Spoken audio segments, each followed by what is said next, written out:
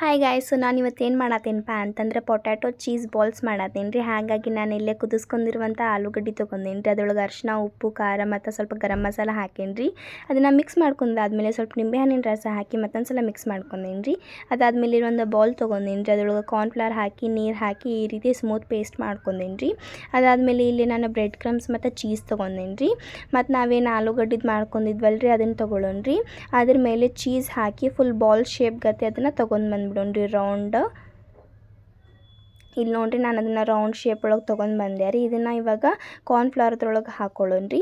ಅದ್ರೊಳಗೆ ಇದು ಮಾಡ್ಕೊಂಡಿದ್ದಾದಮೇಲೆ bread crumbs ಏನು ತೊಗೊಂಡಿದ್ವಲ್ಲ ರೀ ನಾವು ಅದ್ರೊಳಗೆ ಫುಲ್ ಇದು ಮಾಡ್ಕೊಂಡು ಹೈ ಫ್ಲೇಮ್ ಒಳಗೆ ನಾವು ಇದನ್ನು ಬ್ರೌನ್ ಕಲರಿಗೆ ಬರೋವರೆಗಡೆನೂ ಕೂಡ ಫ್ರೈ ಮಾಡ್ಕೊಂಡ್ಬಿಡೋಣ ರೀ.